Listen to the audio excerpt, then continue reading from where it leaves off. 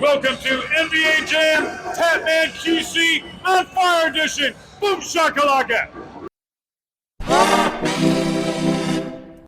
Happy little games. When it comes to video games that help define a console, look no further than the spectacular Super Mario Bros. 3. Released for the Family Computer or Famicom in the fall of 1988 in Japan, and in February 1990 for the NES across the rest of the world, this game would prove to be a monumental success, selling over 17 million copies in its lifetime, earning the House of Mario $2.4 billion in sales adjusted for inflation. This game was built from the ground up to be everything a Super Mario Bros. Game should be, and it even included some firsts in the series that would go on to become Super Mario staples. What unique advertising campaign did Nintendo use for this title? What was the original viewpoint that was used in this game? Was Super Mario Bros. 3 a stage play and not a real adventure? Let's find out as we venture deep into the history of Super Mario Bros. 3. Development on Super Mario Bros. 3, yes, I'm going to pronounce it as brothers and not bros, started all the way back in late 1986 after the release of the Japanese version of Super Mario Bros. 2. Once again, Shigeru Miyamoto was at the helm with a team of Nintendo Research and Development No. 4, which consisted of over 30 people. The game would take more than 2 years to complete on a development budget of $3 million adjusted for inflation. Mr. Miyamoto worked closely with the programmers and designers during the conceptual stages, giving an open platform to all ideas. He always considered original and intriguing ideas to be the key to creating a successful game. Initially, the team intended for the game to be played from an isometric point of view, and then finally an overhead view similar to The Legend of Zelda. However, the developers found that it was too difficult to position jumps, so thankfully the game was changed to the traditional 2D side view that was found in the previous games. Remnants of this viewpoint can be found on the map screen and the title screen. Mr. Miyamoto took a more hands-on approach to almost every aspect of this game. During the development of Super Mario Bros. 2, he had become a father and was also a bit overworked. Now that things had calmed down, he was ready to throw himself into the creation of Super Mario 3. Once again, music and sound effects were programmed by Koji Kondo, who has admitted that it was very difficult to compose the proper music for this title. However, he got the job done, and those tunes still rattle around in my head, living rent-free. That oh-so-lovely pixel art was designed using a Fujitsu FMR50 HD business computer, while the HP 64000 mainframe computer was used to write and test the code. It was Takashi Tezuka who wanted to completely rework the game's concepts, since he didn't want it to be just a rehash of the original Super Mario similar to the lost levels. He wanted to improve everything, giving Mario a better moveset and overhauling the character sprites. The design team, along with the programmers, also had what they referred to as a map room. This was a long, narrow meeting room where they would look at sheets of graph paper and programmed map data all day long. In addition to the various suits that Mario would wear, including a frog suit, Tanuki suit, and the hammer suit, they were initially going to give him a centaur suit, which is a half-man, half-horse, but the designers decided against it. Now, even though the NES was able to pull off some spectacular-looking games, Super Mario 3 needed a little extra horsepower to help it out. The cartridge uses Nintendo's custom MMC chip to enhance the NES capabilities. This chip allowed for animated tiles, diagonal scrolling, and a scan line timer to split the screen. This allowed for a status bar at the bottom. Thanks to this teeny tiny chip, Mr. Miyamoto designed this game as the ultimate Mario title. He had designed the game to appeal to players of varying skill levels. The earlier worlds allow more bonus coins and 1-ups, while the later worlds are more complex and challenging. As I mentioned in my Super Mario 2 video, there were early plans to introduce Yoshi into that title. Once again, they attempted to bring the character into this game, but they weren't satisfied with the results. Despite the limitations of not being able to put this rideable creature in the game, Takashi Tezuka suggested they give Mario costumes instead that would give him different powers, such as being able to fly. Mario has a number of power-ups in this game, including the standard Fire Flower, and also Starman, which turns Mario invincible for a short period of time. There is also a brand new Super Leaf, which will transform Mario into Raccoon Mario. With this, Mario can hit enemies and blocks, and also fly for a short period of time after gaining enough speed.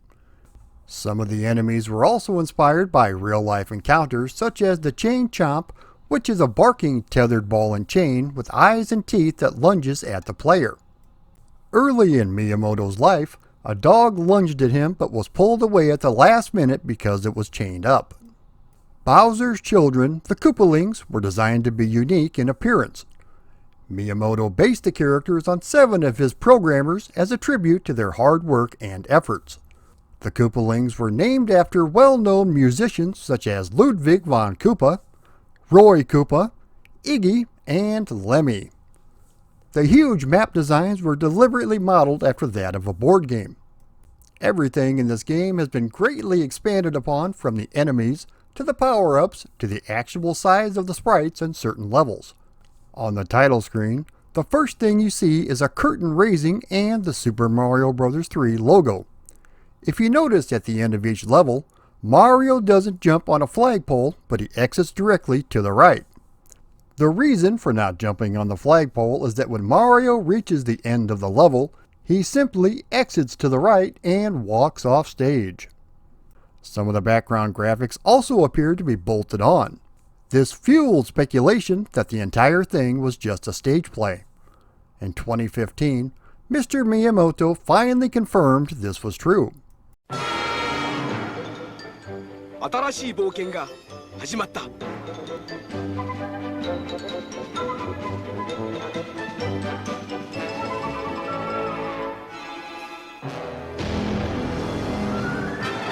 愛よ、勇気、奮い立て。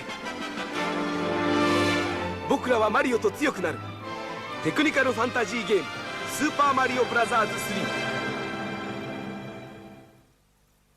For some odd reason, some of the aesthetic choices were changed or removed in future remakes of this game. The title does feature an upgraded 2-player mode in which the first player controls Mario, while the second player controls Luigi, with the 2 players taking turns. After one brother completes a level or loses a life, the other brother takes a turn. If one brother interacts with the other brother's icon on the world map, they enter battle mode in their small forms, and whoever wins is immediately given a turn to play in the main game. Battle mode is very similar to the original Mario Bros. Arcade game. However, in this version, players can indirectly kill each other by forcing the other player to collide with an enemy to gain victory. Players can also steal gold cards by bumping the other players from below. If a brother gets 3 cards, then he is awarded extra lives in the main game equal to their combination. In the middle of 1988, there was a sudden shortage of ROM chips, and along with Nintendo's preparation of Super Mario Bros. 2, prevented Nintendo from releasing various North American games. The delayed products included Super Mario Bros. 3 and Zelda 2: The Adventure of Link. This delay presented Nintendo with an opportunity to promote the game in a feature film.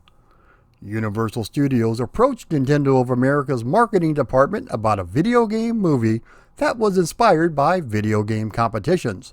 Universal wanted something similar to the 1975 movie Tommy, about a blind, deaf, and mute boy who becomes a master pinball player. Nintendo agreed and licensed its products for inclusion in the film that would be known as The Wizard. The filmmakers were granted access to Nintendo's products, while Nintendo was granted script and video game approval. Super Mario Bros. 3 was one of the products shown in the film, and was used in the final scene involving the video game competition. The film was released in North America in December 1989, sandwiched in between the Japanese and North American releases of the cartridge. The Super Mario Bros. 3 franchise wasn't just limited to the big screen, as it also appeared on TV screens all across the country. Produced by DIC Entertainment, The Adventures of Super Mario 3 was a cartoon based on the game, but it had a different plot than the game itself. In the cartoon, King Koopa and his Koopalings are trying to take over the real world as well as the Mushroom Kingdom. There was a lot of unused content that is still buried knuckle-deep in the ROM of Super Mario 3. These include the Koopa Troopa instead of Toad in the Toad House, and alternate background tiles and sprites. Apparently, there are even 17 unused levels still in the game that were not included for whatever reason. There were also a number of alternate and unused sprites in the game. Big shout out to the Cutting Room Floor and Nintendo Wiki for providing this information. Developer id Software, the creators of Doom among other things, and specifically programmer John Carmack, sent Nintendo a demo of a PC version of the first level of Super Mario 3. They were attempting to gain authorization to make an official port. The demo reached Nintendo of Japan's management, including Shigeru Miyamoto, who were very impressed by the port's quality. Despite this, Nintendo declined to greenlight an official PC version of the game, as the company had no plans to release its products outside of their own platforms. There were a number of differences between the Japanese and American versions. For example, in the Japanese version, if you get hit while powered up, this causes your player to automatically shrink to small Mario, just like in the original Super Mario Bros. In the North American version, powered up Mario is reverted to Super Mario, but then shrinks back down to small Mario when hit again. The hype for Super Mario Bros. 3 was off the charts, especially thanks to magazine articles and the movie The Wizard. The company apparently spent $25 million just for the marketing of the game itself. Nintendo Power readers got a spectacular first look at the game in the March 1990 issue, and after the game was released, they also released a massive strategy guide. To help hype the release of the game, of course there was lots of licensed merchandise. There were t-shirts, paper lunch bags, stickers, chocolate chip swirl cookies, fruit snacks, plush dolls, PVC figures, a Game & Watch combo, and even a promotional deal with McDonald's that emblazoned Super Mario Bros. 3 all across their Happy Meals. By the way, this also included various Mario toys as well as a very cool commercial. It's Mario! Look, Ronald! Mario's mystery block makes him big! And my magic box makes us lunch. What's in McDonald's Happy Meal? One of 4 Nintendo Super Mario Bros. 3 toys. A Mario toy that jumps, or an acrobatic little Goomba, a pullback Luigi, or a hopping Koopa Paratroopa. One toy with each Happy Meal you buy. Upon its release, the game was a massive success, and plenty of retail outlets were sold out. I know I had to visit 4 stores back in the day until I finally found one last copy at Toys R Us. It was such a huge hit, it would go on to sell 250,000 copies on its first 2 days of release. As of 2011, the game was the highest grossing non-bundled home video game at that point, with the total adjusted for inflation being $1.7 billion. It would go on to sell over 20 million copies. As I mentioned in my previous video on Super Mario Bros. The Lost Levels, the game was included in the 1993 Super Nintendo release of Super Mario All-Stars. This is a collection of the original titles, but with updated graphics and sounds.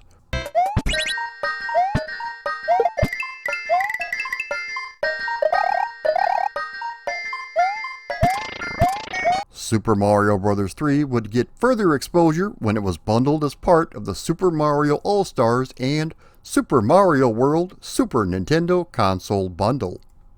In 2003, Super Mario Advance 4 Super Mario Bros. 3 was released for the Game Boy Advance. The graphics and sounds are similar to Super Mario All-Stars, but there is one big difference. It makes use of the e-reader to support additional content. With the two bundled e-reader cards, you can unlock items such as the Cape Feather from Super Mario World, various demos, and most importantly, brand new levels. Also included is a remake of the original Mario Brothers. Just what I needed.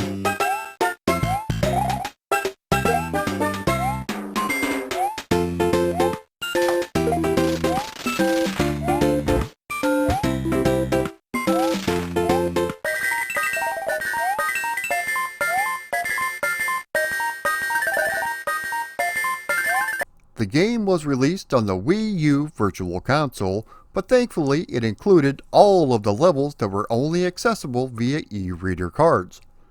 It has also been released for the Nintendo Switch library of titles. The game was also included as one of the 30 titles available for the NES Classic Edition. Mario! Mario! Mario!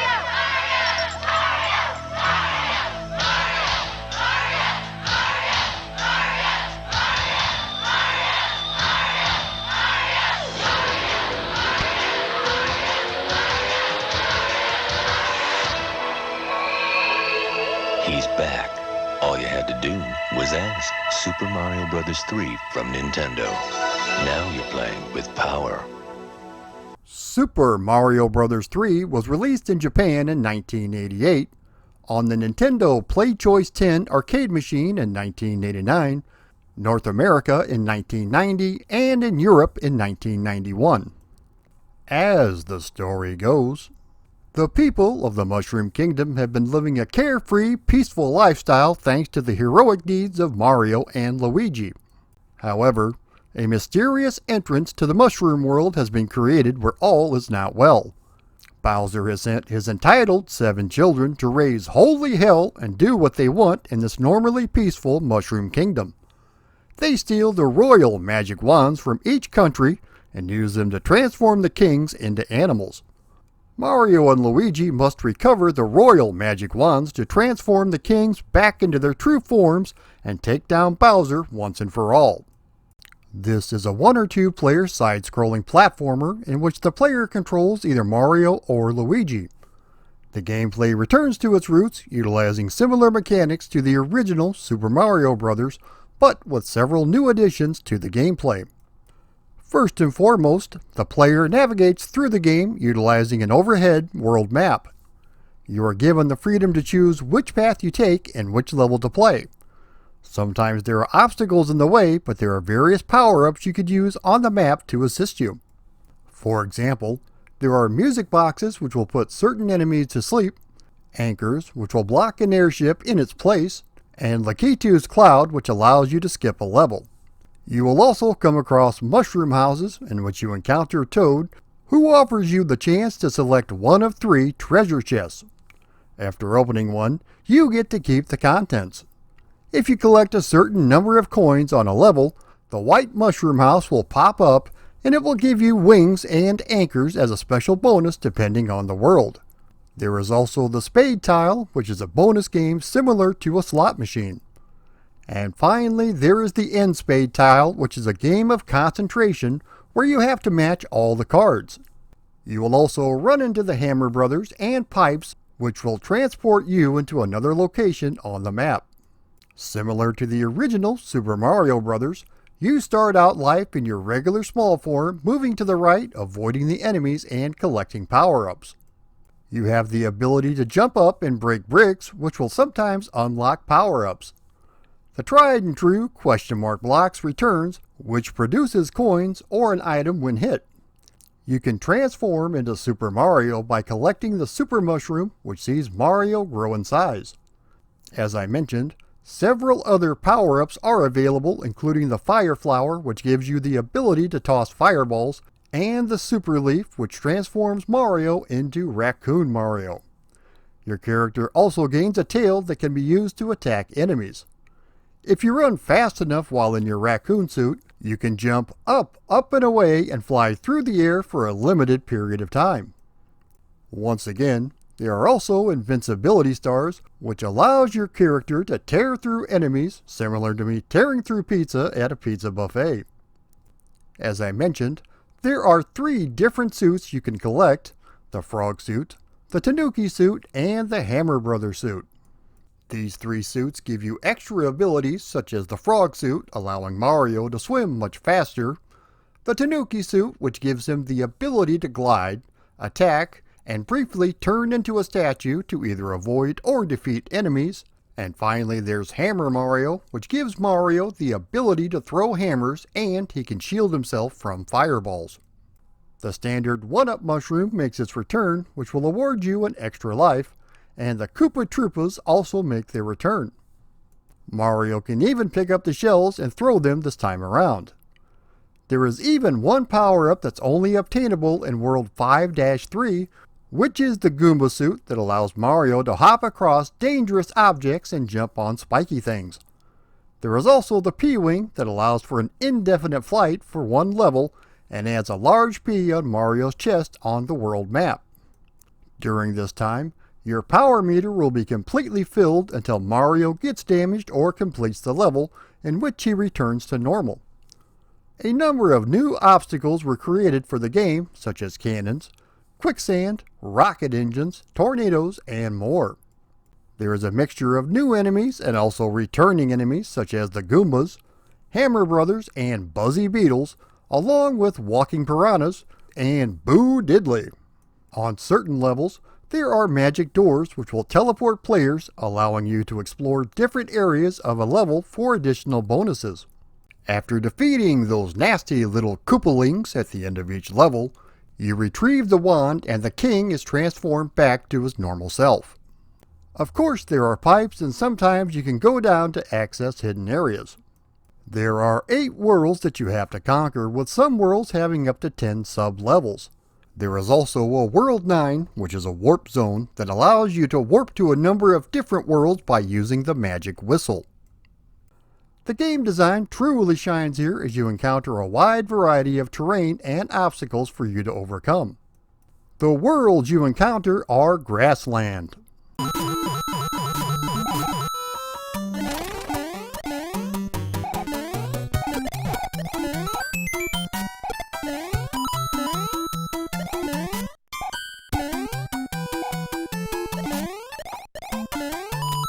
Desert Land,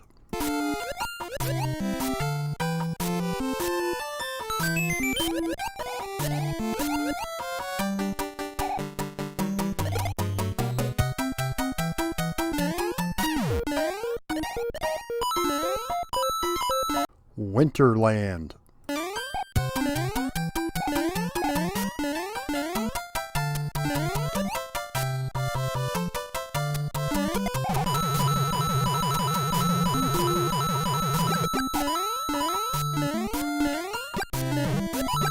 Giant Land,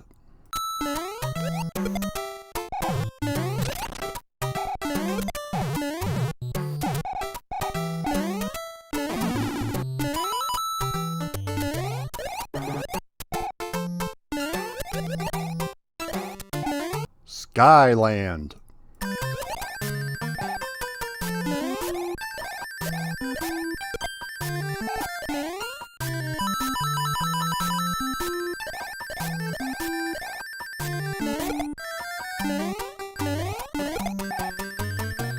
Iceland,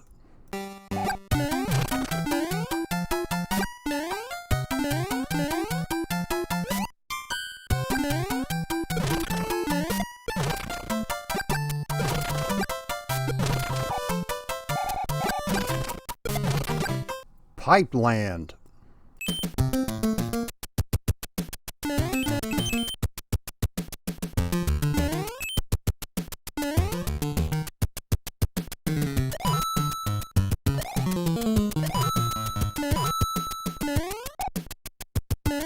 and finally, Darkland.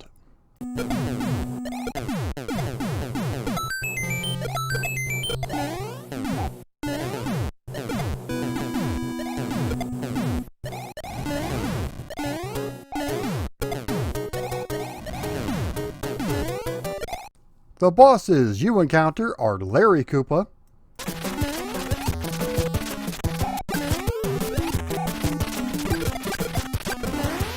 Morton Koopa Jr.,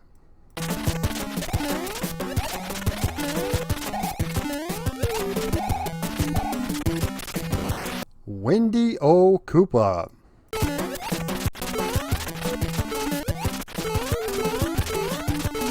Iggy Koopa,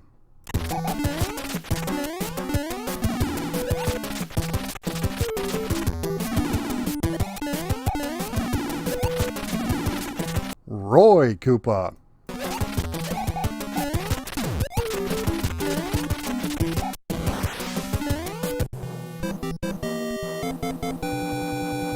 Lemmy Koopa,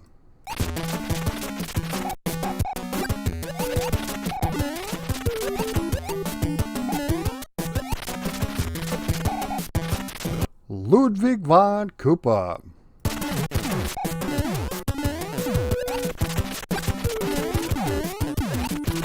and then finally, the evil, dastardly Bowser.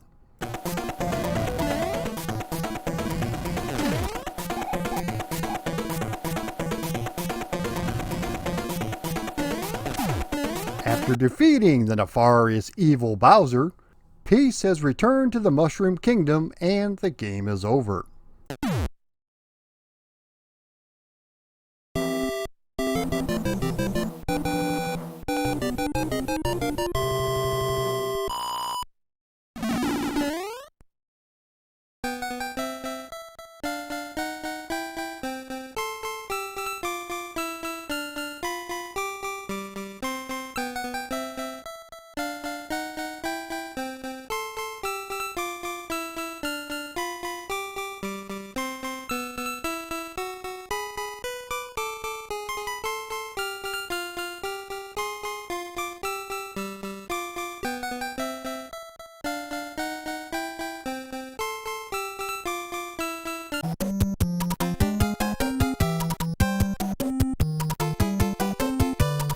This game is so large it truly needs to be played and explored to be able to experience everything. There is no way my 25-minute video would be able to give you the lowdown on everything. This was a phenomenon when it first came out, and it still holds the title, at least in my opinion, of the best Super Mario game on the 8-bit systems. It is absolutely fantastic, so if you've never had the chance to visit the Mushroom Kingdom, all the while teaming up with your little brother Luigi to take down Bowser, be sure and give this game a shot. You'll be glad you did. If you like this video, be sure to like, comment, share, and subscribe. Also, if you would like to support me on Patreon, please click the link below. If you would like to contribute but not sign up for my Patreon, you can always click the donate button up above. Thanks everyone for watching.